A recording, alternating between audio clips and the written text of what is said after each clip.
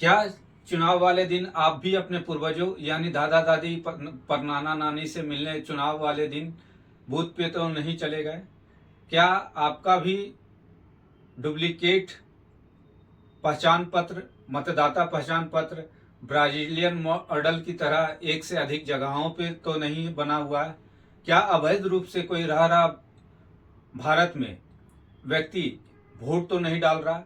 इन सब मुद्दों पे चर्चा करेंगे आज अपने टॉपिक SIR यानी स्पेशल इंटेंसिव रिवीजन, विशेष गहन पुनरीक्षण में, जिसे निर्वाचन आयोग के द्वारा आरंभ किया गया है।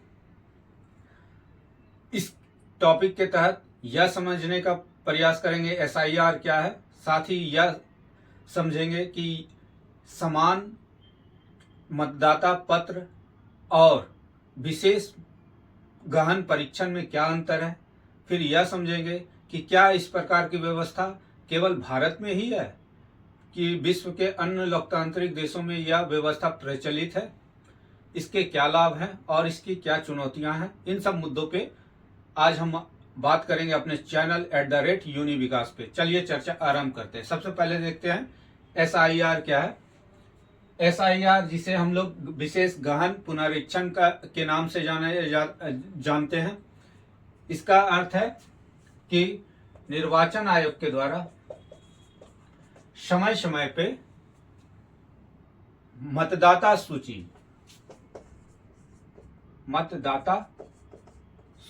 सूची में शुद्धिकरण करती है या संशोधन करती है, उसमें सुधार लाती है। यह कार्य जो है निर्वाचन आयोग PRA यानी जनप्रतिनिधि अधिनियम, पीपुल रिप्रेजेंटेटिव एक्ट 1950 की धारा 21(3) के तहत ये करती है। इसके लिए आपको फॉर्म भराया जाता है। फॉर्म नंबर 6, 7 और 8 BLO अधिकारी के पास जाएं और फॉर्म नंबर 6, 7, 8 के माध्यम से आप अपने कोई नाम नया ऐड कर सकते हैं। 18 प्लस हो गए तो नया नाम ऐड किया जाता है। इसमें डुप्लीकेट अगर कोई आपके नाम से बना हुआ या एक स्थान से आप दूसरे स्थान को शिफ्ट कर गए, मतलब आप आज पटना में, आपका निवास स्थल पटना में और कुछ दिनों के बाद 1-2 साल के बाद आप दिल्ली शिफ्ट कर गए, तो जब आप यहाँ का स्थायी निवास बना चुके हैं तो आपके नाम यहाँ के पटना से आपके वोटर लिस्ट से नाम को हटा दिया जाएगा। और फॉर्म संख्या 8 जो होता है उसके माध्यम से गलत अगर ID जारी कर दिया गया है या एप्लीकेशन नंबर जारी कर दिया गया तो इसका संशोधन किया जाता है। अब इसे हम विशेष क्यों कहते हैं और सामान्य में क्या अंतर है?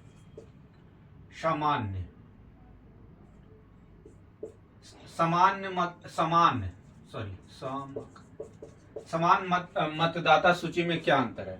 समान मतदाता सूची जिसके तहत आप लोकसभा, विधानसभा, पंचायती राज व्यवस्था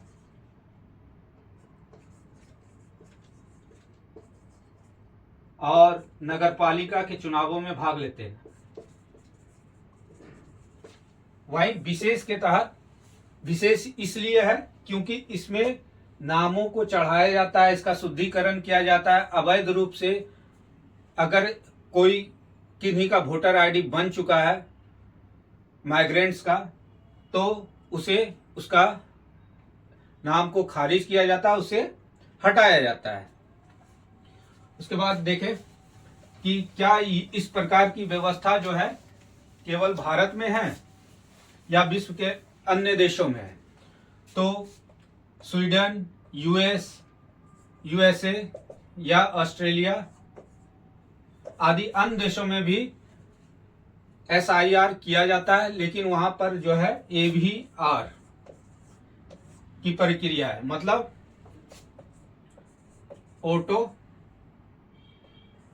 ऑटोमेटिक वोटर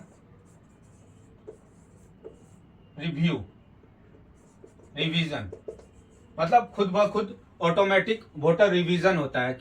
कैसे? क्योंकि वहां पर मृत्यु प्रमाण पत्र का रजिस्ट्रेशन या जन्म के साथ ही जन्म पत्र वगैरह जारी कर दिया जाता है, और वो ऑनलाइन प्रक्रिया है वहां पर अधिकांश सिस्टम, तो उसके वहां पर अपने आप अपडेट होते रहता है। और यह प्रक्रिया भारत में किसी विशेष वहां पर हमेशा चलती है। वहीं भारत में क्या होता है, किसी विशेष तिथि से इसे जारी किया जाता है, मतलब अभियान चलाया जाता है, कार्यक्रम चलाया जाता है निर्वाचन आयोग के द्वारा। इससे फायदा क्या है? इससे एक वोटर या एक व्यक्ति, एक वोटर का कॉन्सेप्ट जो है या अवधारणा को सहायता मिलती है। दूसरा, इसे सामाजिक कल्याणकारी योजना को चलाने में सहायता मिलती है। जैसे अगर एक व्यक्ति कोई एक जगह से अधिक जगह का वोटर आईडी बना लिया है, उसके आधार पर कोई कल्याणकारी योजना का लाभ ले रहा है, तो उसे रोकने में मदद मिलेगी। इसके अलावा जो फर्जी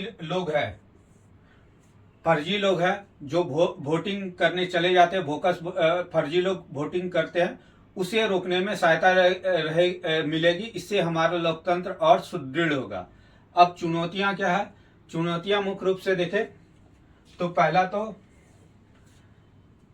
मतदाता, बहुत सारे ऐसे मतदाता है जो अपने मतों के अधिकार से वंचित हो सकते हैं।